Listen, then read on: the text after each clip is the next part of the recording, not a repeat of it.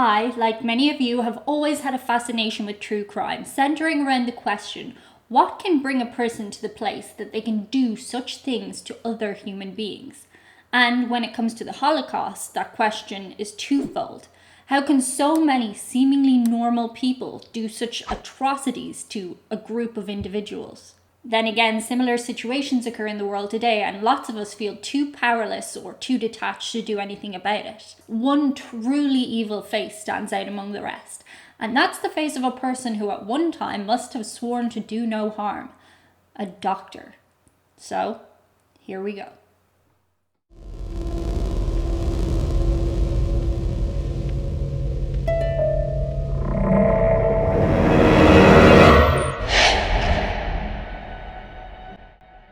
If you're aware of the plethora of tragic stories that happened during the Holocaust, then you'll know just how terrible an event would have to be to stand out from the crowd. Well, the same goes for an individual. In this period, you had truly evil individuals causing havoc around the globe. Hitler, Himmler, Goebbels, and Heydrich, to name a few. However, in this video, we'll shine a light on the devastating chain of events that Josef Mengele left in his wake. The man who is not so affectionately known as the Angel of Death. His actions played a huge part in the advancement of medical understanding we have today, but at an extreme cost. In the early days of Mengele's career, he entered into the field of anthropology. Anthropology, if you didn't know, is the scientific study concerned with humans, basically, their behaviour, biology, and their societies. It's actually really interesting. I briefly touched on it myself in university. It uniquely combines science and psychology and attempts to answer such questions as why do we do the things we do and how we got there. Mengele started out as a humble research assistant in this field. He was essentially the scientific equivalent of the kid who goes to get everyone their requested coffee, but instead of coffee it was more like files, data, and every so often he'd be allowed to stand on the sidelines of a breakthrough, passing items up to the higher-ups. He found this frustrating and demoralizing. There are many labels one might question in application to Mengele in retrospect. A narcissist, sociopath, psychopath? I'll let you decide. But it's frequently reported that he was above all other things a unique combination of charming and arrogant. With the introduction of the SS and the Nazi Party, who were rising in power, Mengele saw a burgeoning opportunity to essentially leapfrog his successors and rise in tandem with these organizations. He sought to further his career by any means necessary. In 1937, Mengele joined the Nazi Party and subsequently voluntarily reported to the Waffen-SS. He didn't want to be just a casual observer to the genocide, he wanted to get really stuck in there. I always find it interesting to consider how every bad guy in real life thinks they're the good guy. In his mind, he wanted the Jewish people to die, no doubt about that, but he felt he could use their deaths to contribute to the advancement of medicine, and sure, if they suffered doing so, not his problem. For 5 years, Mengele would serve in the party as a medical battalion officer.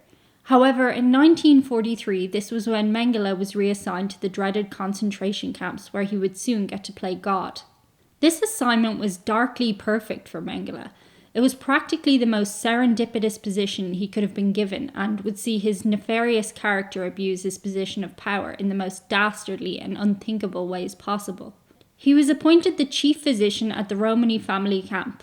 It's kind of weird how cheerful that sounds. The Roman family camp was located in the main Auschwitz complex. Yep, that Auschwitz. The strange thing about physicians and doctors within the concentration camps was that they never administered any treatment to patients. Instead, given that they really didn't want to touch the prisoners, they would bark orders at assigned inmates who would have to perform procedures on their peers. Procedures in many cases that they were unqualified to perform.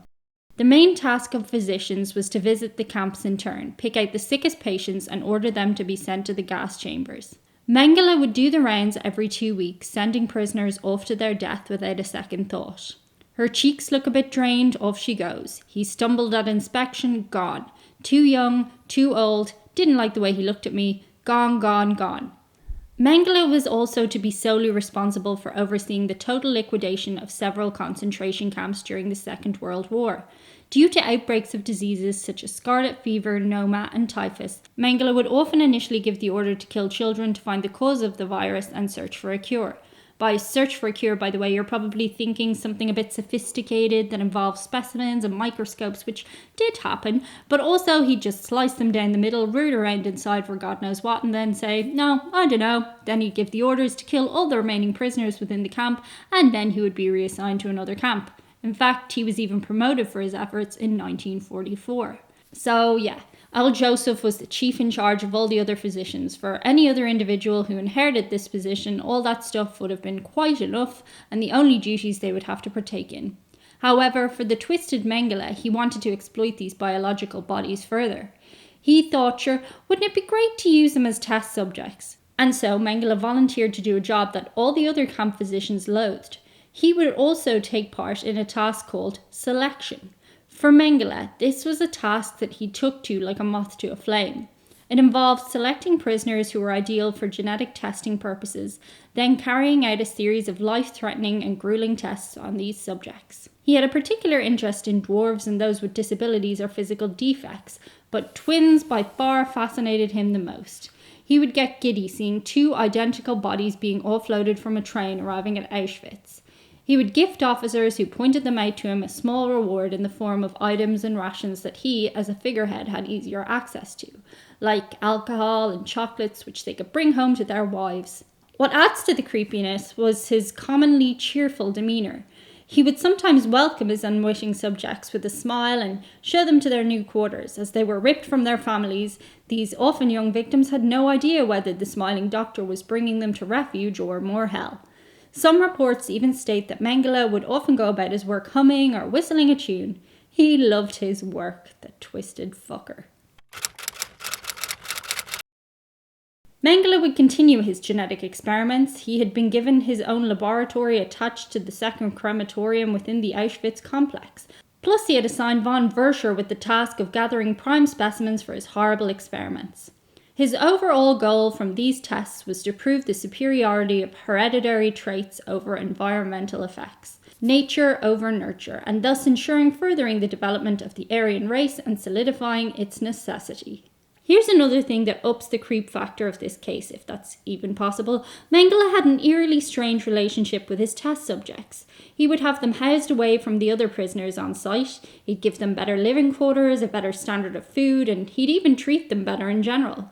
He was generally cordial with many of them, introducing himself as Uncle Mengele. He'd bring them special gifts like candy, and yet despite his preferential treatment, he would ultimately be responsible for their horrifying tortures and deaths. These would often be by lethal injection, violent beatings, death by firing squad, or in most cases due to the grueling experiments. A former Auschwitz inmate doctor said of Mengele, he was capable of being so kind to the children, to have them become fond of him, to bring them sugar, to think of small details in their daily lives, and to do things we would genuinely admire.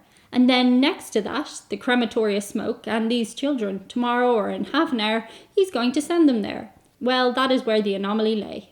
I will give some examples of some of the experiments Mengele performed on his subjects, but just to warn you, they are very graphic and disturbing. Firstly, he would often amputate limbs for no other reason than to see the reaction of the subject. He would inject subjects with deadly diseases like typhus and then transfuse the blood of the injected twin to another. He would inject chloroform into the hearts of subjects, dissect subjects when he had no specific use for them.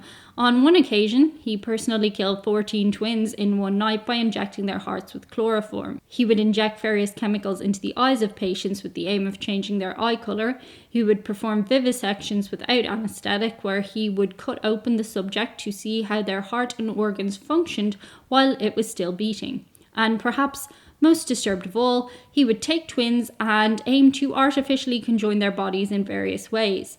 The most notable example was when he sewed two twins together back to back. Here's the kicker. When the war ended, did he find his comeuppance? No. After the arrival of the Red Army spelled the end of Germany's reign of terror during the Second World War, Mengele chose to flee rather than face his inevitable fate. Fearing that he would face a trial and execution, he ran to Genoa, where he would get a passport with the alias Helmut Gregor, and then he would sail to South America to live out the rest of his days. He worked as a salesman, a doctor without a license, and even made trips back to mainland Europe to see his family. He began running a pharmaceutical company in Buenos Aires, and it would only be in 1959 that authorities would gain knowledge of his whereabouts, and they ordered Argentina to extricate the fugitive, but after stating that he was no longer at the address they mentioned, the South American officials refused to cooperate. Mengele would live out his entire life in South America, moving to places like Uruguay, Paraguay, and Brazil before eventually passing away, surrounded by family and friends. In 1985, officials were able to track down his gravesite and his body was exhumed. This was some sort of punishment for his crimes, but in truth many were furious that this man was able to live out the rest of his life with no consequences for his actions. In the end, Mengele managed to escape his fate and would never take responsibility for the blood on his hands. The Angel of Death truly was one of the evilest and twisted men that have ever lived, and he would never face a trial for his crimes. As I mentioned at the beginning, the plot twist in all of this is that we did derive a lot of medical knowledge from these horrific experiments. It's caused many to question things like, should a surgeon use a medical reference book with anatomical illustrations derived from Nazi victims? Is it ever appropriate to use data as morally repugnant as that which was extracted from victims of Nazism? And if so, under what circumstances? I'm really interested to hear your thoughts. Until we speak again, sending you good vibes. Stay safe out there.